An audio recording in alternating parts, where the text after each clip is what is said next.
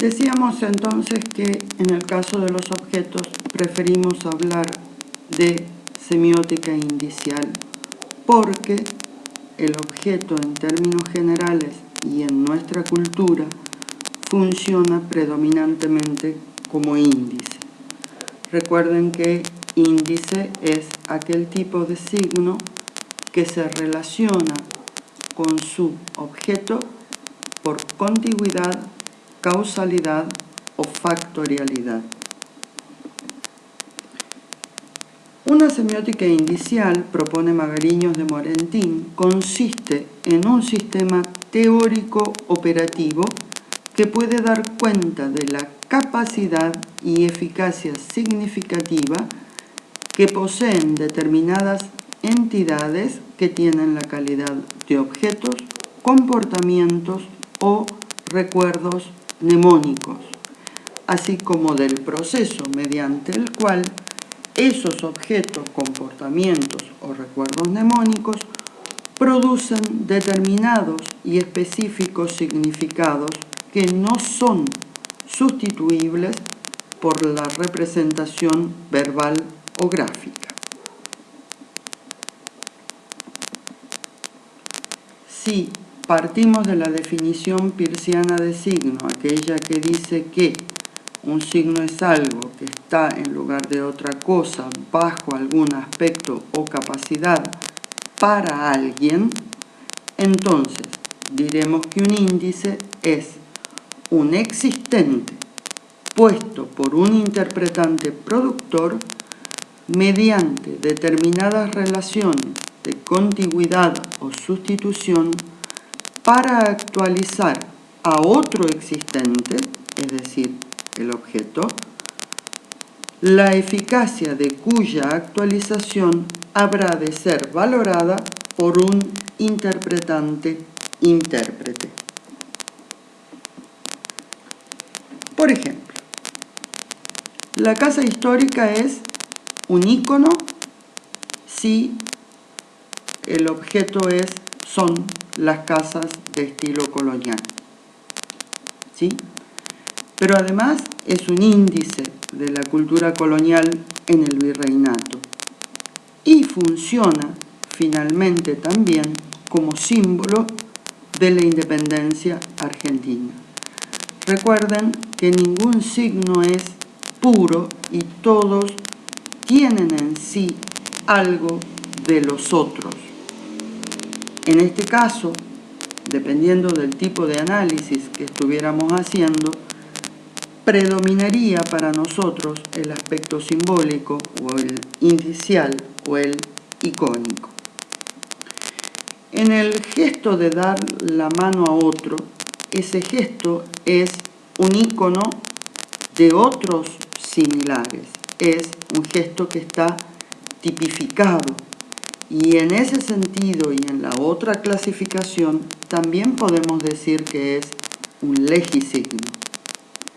Pero también es un índice de una situación comunicativa y del grado de confianza que yo tengo con la persona a la cual le doy la mano.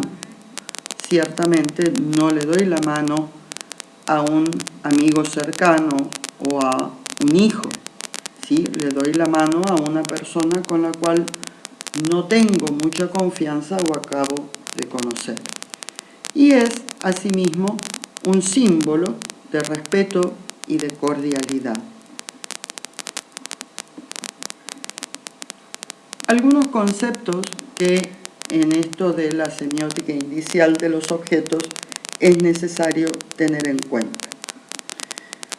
En primer lugar, lo que Magariños denomina el mundo semiótico posible, que es un conjunto no contradictorio de propuesta perceptual más interpretaciones posibles, más referentes construidos por las interpretaciones de tales propuestas dentro de un concreto ámbito social. Es decir, es una representación que muestra las características relacionales según las cuales determinada entidad se vincula con otras en el conjunto de contextos en los que efectivamente se registra su presencia. Esto traducido al ejemplo de las fotos, ¿qué es lo que nos está diciendo? Una vasija forma parte de una cantidad tal vez infinita o por lo menos ilimitada de mundos semióticos posibles, o sea, de mundos donde esa vasija puede aparecer y relacionarse con otros objetos. En la foto que está arriba, la vasija aparece entre otras y todas contienen alimentos. Y la presencia de las empanadas nos está diciendo que es un contexto relativamente contemporáneo. En la foto de abajo, una vasija muy similar, que podría incluso ser la misma, aparece en una vitrina que reconocemos como de museo, relacionada con otros objetos que nos están dando la pista de que se trata de objetos pertenecientes a una cultura pasada, probablemente indígena. Esos son dos mundos posibles para un mismo objeto vasija. Magariños diferencia también lo que él llama semiosis sustituyente, es decir, el conjunto de configuraciones perceptuales con las cuales se atribuye un sentido al entorno de quienes las utilizan, y semiosis sustituida. Podríamos simplificar esto diciendo que semiosis sustituyente llama Magariños al conjunto que en términos más simples podríamos denominar signo, y semiosis sustituida al conjunto que podríamos denominar objeto o significado. En ese sentido, entonces, las torres gemelas son la semiosis sustituyente de la semiosis sustituida, que es el centro financiero mundial. Allí funcionaba, mientras estuvieron en pie, el centro financiero mundial. La semiosis sustituida, entonces, es el sentido adquirido por el entorno de quienes utilizan determinadas semiosis sustituyentes y en función de su específica utilización. O sea, cada manifestación de una semiosis sustituyente puede producir alguno de los siguientes efectos cognitivos al darle existencia ontológica a una semiosis sustituida. Esos efectos son duplicación, expansión o ruptura. Lo vamos a ver más claro en el ejemplo que sigue. Hablábamos de las torres gemelas. Mientras estuvieron en pie, eran una duplicación de lo que significa un centro económico mundial. Expansión del poderío, de la supremacía del imperialismo estadounidense sobre el mundo. Y se produce la ruptura cuando las torres gemelas son derribadas en el 2003.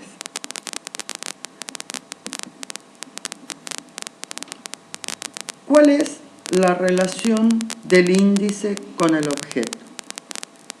Recordemos que básicamente esa relación está basada en contigüidad, causalidad o factorialidad. Para Magariños, el signo indicial puede tener un aspecto o capacidad designativa, en cuyo caso el índice le proporciona a su interpretante un sustituto en una operación metafórica, o un aspecto o capacidad indicativa, reactiva o de conexión dinámica, en cuyo caso el índice le proporciona a su interpretante una conexión dinámica con algo diferente al propio signo que está operando en una operación metonímica. Por ejemplo, una vidriera como semiosis sustituyente de un negocio donde se vende ropa, o el Acta de la Independencia como semiosis sustituyente de la independencia argentina. Ahí radica entonces la eficacia designativa de esos dos signos que les estoy mostrando, la vidriera y el Acta de la Independencia.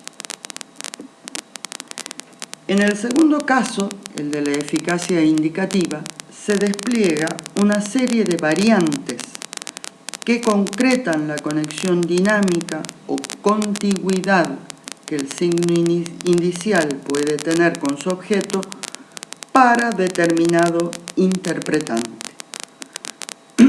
Y en esto Magariños diferencia la señal, el indicio y el síntoma.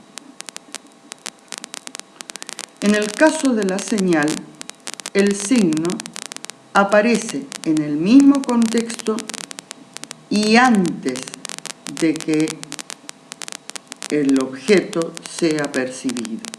La conexión entonces es de anticipación.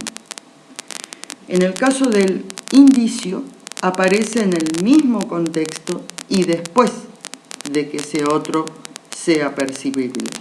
Y la conexión es de recuperación. Y en el caso del síntoma, finalmente, aparece en el mismo contexto y de modo simultáneo, de manera que la conexión dinámica es de testimonio, es testimonial.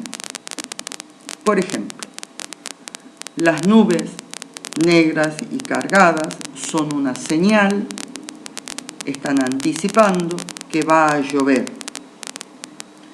El indicio que aparece posteriormente es este caso de las brasas, que indican que antes allí hubo fuego.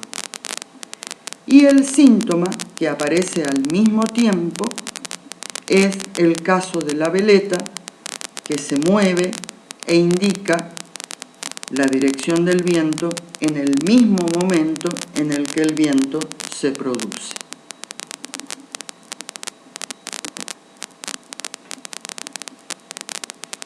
Así visto, entonces podemos decir que los restos arqueológicos son predominantemente indicativos, es decir, indicios de la actividad y o acontecimientos sucedidos en el contexto de sociedades pasadas. ¿Por qué? Porque aparecen a posteriori.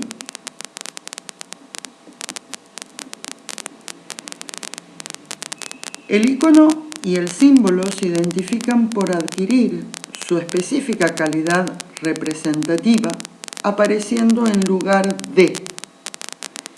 En el caso del índice, su específica calidad representativa, según las características de su asociación física con otro u otros signos, aparece en una conexión dinámica con el objeto al que representa. Por lo tanto, cuando se estudian los signos, la operación semiótica que se plantea como general es la de sustitución. Es decir, se trataría de una dinámica de metáfora. Representa porque está en lugar de.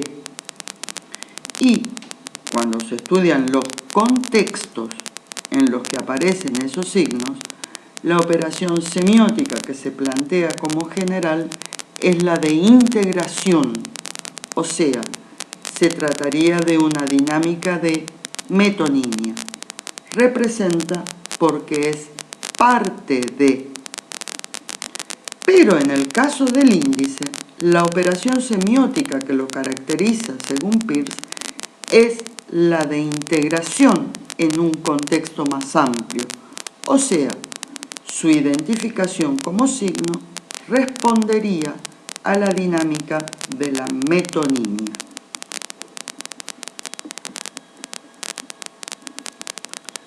¿Por qué entonces los objetos operan como índices?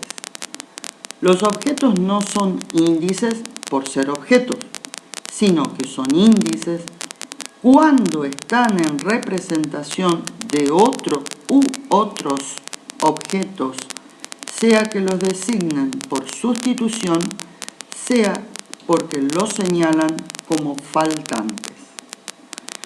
Los objetos habitualmente son considerados como objetos semióticos, pero en determinada situación o respecto de algunos de sus aspectos, se requerirá que se los considere como semiosis sustituyentes. No teniendo como estructura básica admitida convencionalmente la de semiosis sustituyente, como es el caso de la imagen material visual, se constituyen en tal por la eficacia del contexto. Todo lo antedicho se puede sintetizar diciendo que los objetos operan como índices porque forman parte de y están integrados a un contexto del cual funcionan, en relación al cual, mejor dicho, funcionan metonímicamente.